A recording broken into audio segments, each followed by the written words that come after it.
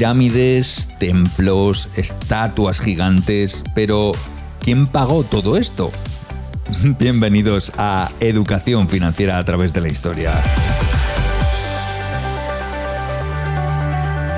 Como siempre me encuentro con Luis Ignacio Fernández Irigoyen, analista financiero y presidente de este maravilloso Museo de la Economía que tenemos en Zaragoza.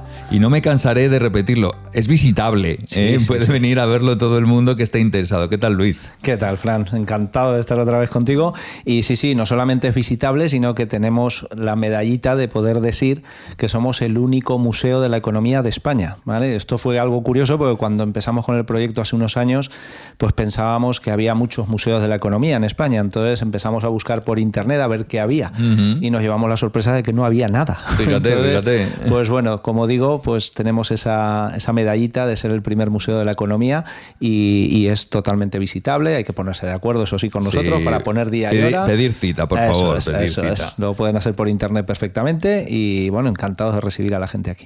Nos trasladamos en esta ocasión al Antiguo Egipto, lo hemos dicho al comienzo, todavía podemos ver esas majestuosas construcciones que hicieron los faraones, no nos queda tan lejos, ¿no? Podemos un poco de alguna manera visualizar todo lo que hicieron, ¿no?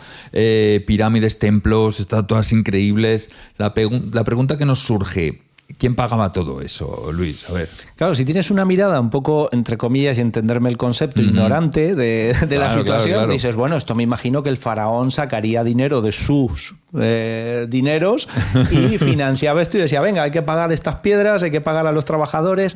Bueno, pues nada de eso. O sea, lo pagaba quien lo tenía que pagar y quien lo ha pagado siempre a lo largo de la historia, que son los ciudadanos. Son con sus impuestos, los egipcios financiaban esas obras faraónicas, nunca mejor dicho en este caso. Entonces, bueno, era todo mucho más sencillo, la explicación es mucho más sencilla, pero claro, el vivir esa época fue muy dura. En Egipto, además es que no hablamos solo de impuestos, ¿no? Es que era una voracidad lo que tenían los gobernantes tremenda, ¿no? Sí. Bueno, en Egipto se pagaba o se financiaba todo pues con trabajo, con cosechas, con impuestos, pero claro, ahí todo lo que circulaba pues servía para financiar, como digo, pues las obras del faraón y de todo lo que era el reinado de él. Entonces, bueno, los ciudadanos, claro que se quejaban, porque decían, bueno, ¿y se quejaban los egipcios? Claro que se quejaban, igual que nos quejamos nosotros ahora. Lo que pasa que, bueno, era un mandato muy rígido, era una sociedad muy estructurada y muy delimitada, y al final, pues tenías que tragar y cumplir con lo que se decía. Que igual pasa ahora también. Claro. También entiendo que habría muchos esclavos, ¿no? Que bueno, esos pues como buenamente podían, sacaban ahí el trabajo adelante y se les pagaba poco o nada, bueno, pues comida, eso, tal. Mira, eso, Fran, pero de eso de algún lado tiene que salir también. Sí. El tema de los esclavos en Egipto es algo que todavía los historiadores no se han puesto de acuerdo, ¿vale? Es verdad que lo que nos llega a nosotros a día de hoy es eso, que había esclavos, que eran los que hacían las pirámides, pero no está tan claro, ¿vale? Hay otros historiadores apoyados en otro tipo de teorías y en otro tipo de documentación, o mejor dicho, de evidencias arqueológicas, que te están diciendo que los que trabajaron en las pirámides tenían sus buenos sueldos y tenían su situación, ¿no? Y eran empleados y tenían su sueldo, pero que no eran esclavos precisamente. Pero bueno, están como están las dos vertientes, ahí nos tenemos que quedar un poquito en tierra de nadie a ver hasta dentro de un tiempo cuando eso se aclare un poco más. Pero lo que sí es verdad es que era una sociedad a nivel fiscal muy exigente y tan exigente como que la normativa también te decía que si no pagabas, bueno, pues no solamente tenías problemas tú, sino que era como que tu apellido quedaba mancillado, ¿no? Para las generaciones futuras, porque eras una persona que no habías cumplido con tus deudas, ¿no? No habías cumplido con tus impuestos. Así que era una sociedad... estrategias se han dado, ¿no? Mucho también a lo largo de la historia, ¿no? Totalmente. El poner ahí el peso de un fallo, iba a decirlo, un problema tuyo a cargo de toda la familia para que no hubiese para que no tuvieras ninguna oportunidad si querías, digamos, dejar el nombre limpio. Así es. No, como te digo, le he dicho antes la palabra exigente, pero era así, era una sociedad muy dura en ese aspecto.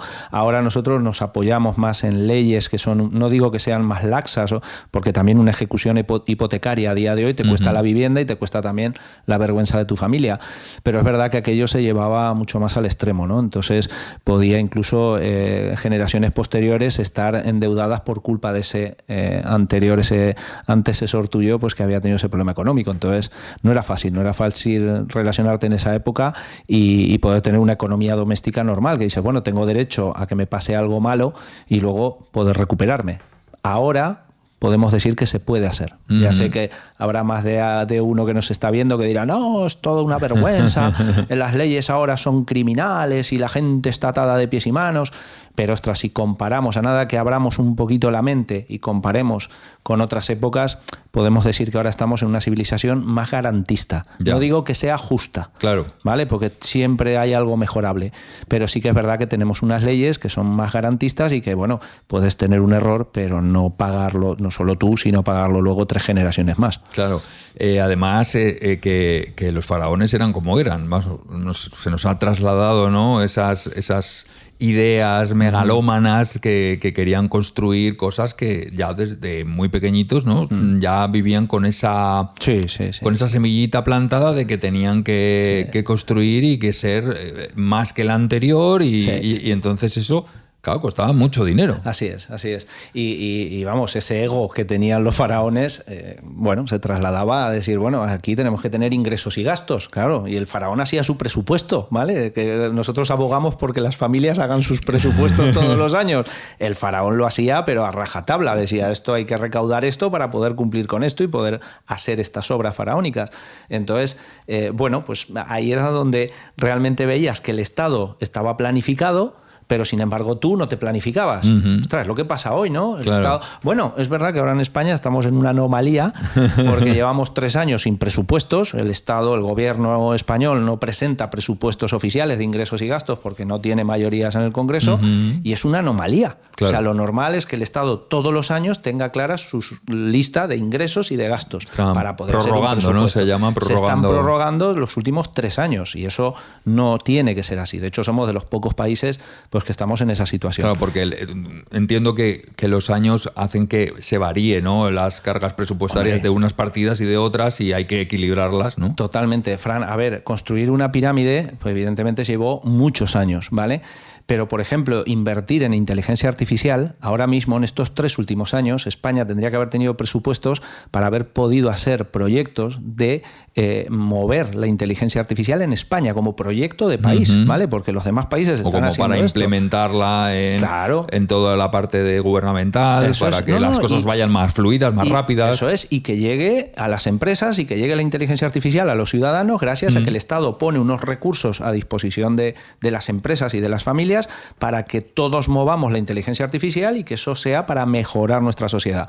¿Qué pasa si llevas 3 años sin presupuestos? No puedes hacer esas partidas. Claro. Por lo tanto, llevamos 3 años con cuentas que es de lo que pasaba hace 3 años. Y hace 3 años casi no hablábamos de ChatGPT, Fran.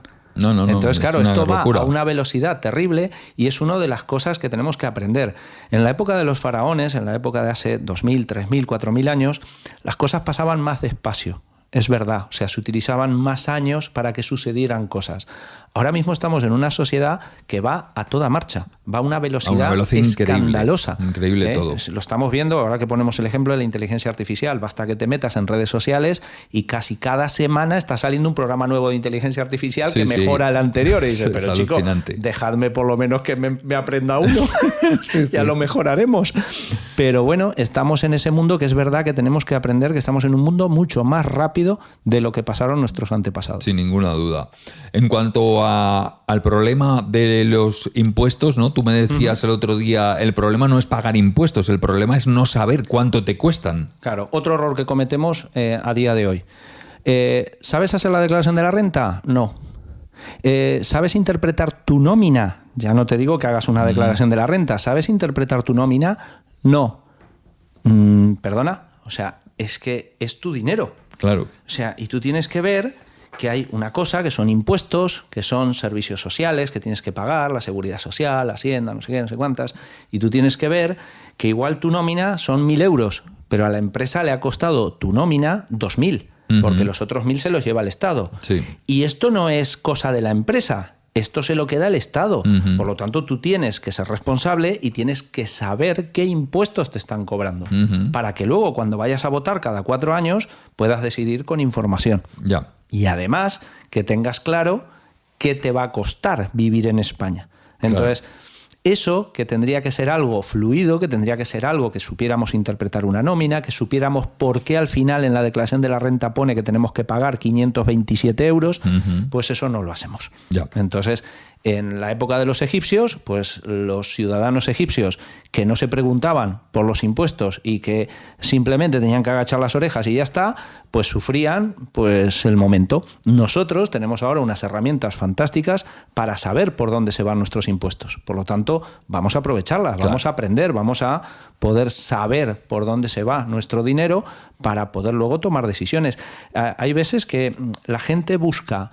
Y esto te podría decir en los últimos 25 o 30 años lo he visto prácticamente a diario. Hay gente que busca un segundo trabajo o una segunda fuente de ingresos para poder llegar bien a fin de mes. Cuando en realidad lo único que tiene que hacer es tener una buena asesoría fiscal. O sea, a nada que pudiera tocar 4 o 5 cosas a nivel fiscal año a año, de desgravaciones, de impuestos y demás, y pudiera ordenar eso a nivel fiscal bien, esos 300 euros que te faltan todos los meses para poder vivir tranquilo, resulta que los sacas gracias a esa planificación fiscal adecuada. Fíjate qué importante es eso, ¿eh? Es fundamental, entonces no tienes que Porque buscar... claro, si no conocemos lo de la nómina, lo de las desgravaciones, lo de que te puedes quitar de aquí, todas esas cosas que pueden hacer que tu declaración de la renta luego te ayude, te devuelva, te mejore un poco tu economía, lo estás perdiendo. Así es. Entonces, insisto, en la época de los egipcios, pues bueno, tenían que tragar, porque si no tragabas te costaba un disgusto y de los grandes. Sí. Ahora es verdad que si no tragas, también viene Hacienda, te reclama y tienes un problema. Pero realmente tenemos herramientas de sobra para evitar ese error de los egipcios. No podemos dejar el dinero nuestro en virtud de que, bueno, ya me darán lo que toque. No. Sí. Tienes que conocer lo que hay alrededor de tu dinero para entender por qué te ha quedado esta cantidad.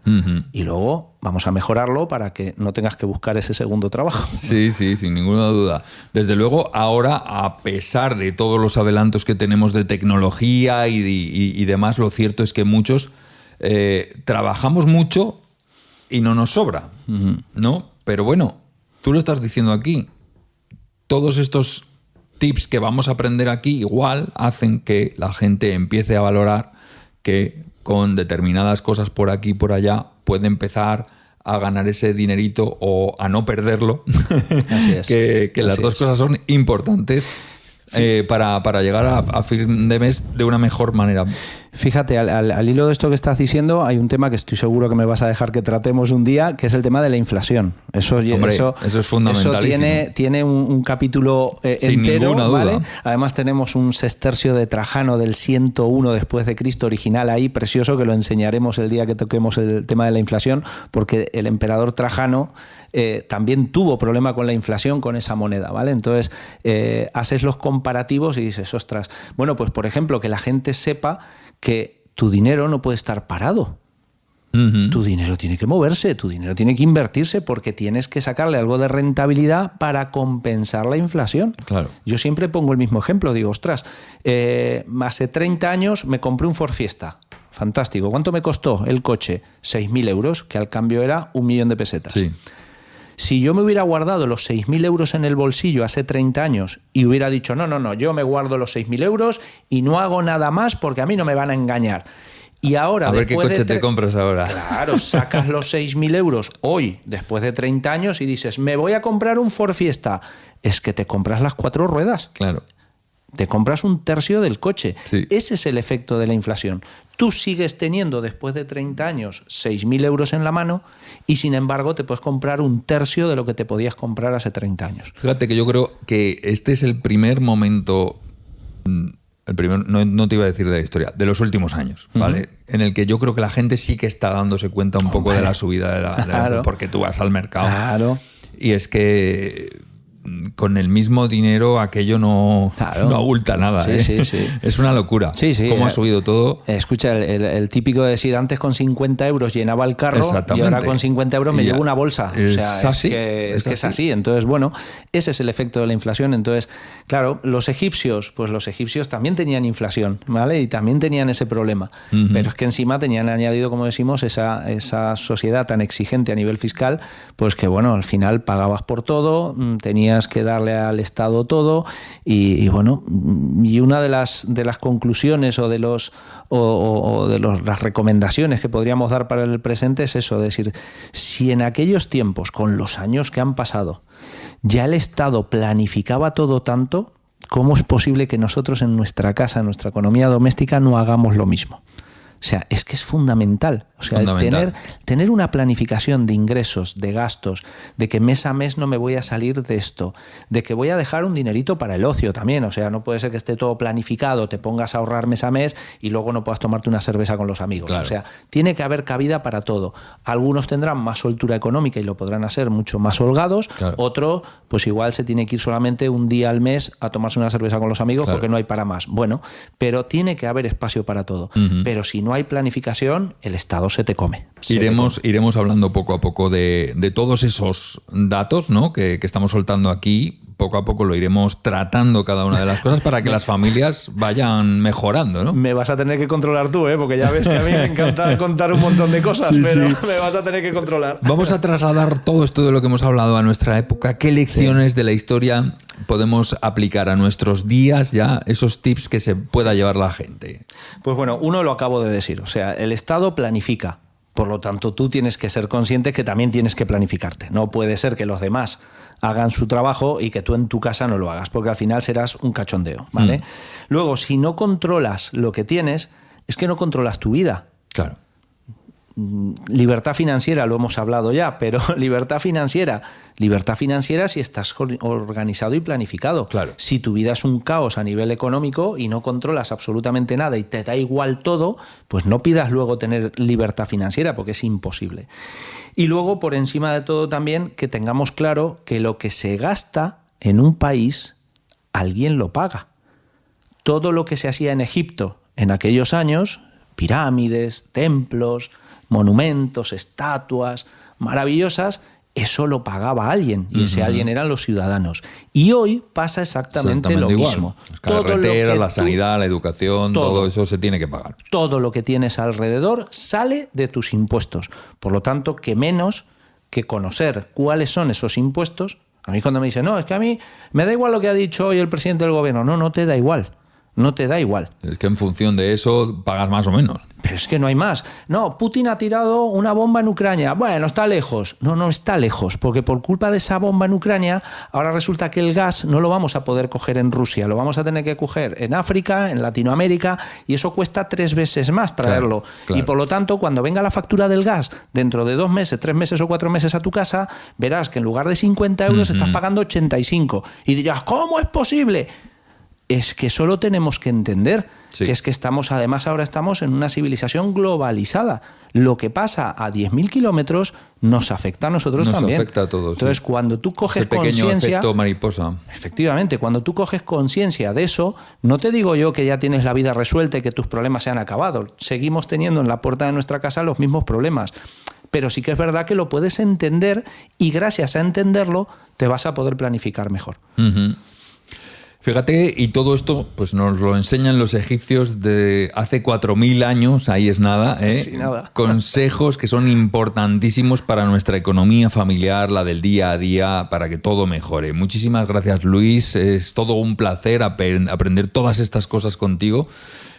Aprenderlos además de una manera tan didáctica como es a través de la historia. Realmente es un placer estar aquí contigo. Pues que se preparen, que nos quedan un montón todavía. Un montón. Sí. Gracias a ti, Fran, gracias. Bueno, Ramsés II dejó monumentos eternos, pero la historia no sirve para recordar el pasado, sirve para no arruinar el futuro. Y eso que lo tengan claro nuestros oyentes, que nos sigan también en los canales de YouTube, de Spotify, de iVoox, para seguir aprendiendo de la manera más didáctica posible con educación financiera a través de la historia. Por cierto, dejadnos un comentario, hacednos saber qué te ha parecido, o bien si hay alguna anécdota histórica que sepas que venga al hilo de lo que hablamos, también nos puedes dejar un mensaje para que hablemos de algún concepto en particular, sí, ¿no? Que nos den ideas, que igual tenemos. Seguro que Luis sabe alguna historia para ilustrarnos, ¿no? Y explicarlo de una manera sencilla, todo eso. Algo sacaremos. Porque el podcast que estamos haciendo lo queremos hacer precisamente para aclarar, no para confundir. Así que nos vemos en el siguiente. Educación financiera sin tecnicismos, que sea cosas sencillas de entender, de saber y de aplicar luego en nuestra vida diaria. Gracias a ti, gracias Luis, gracias a todos los que nos están escuchando. Chao, chao. Una producción de Soñando Podcast.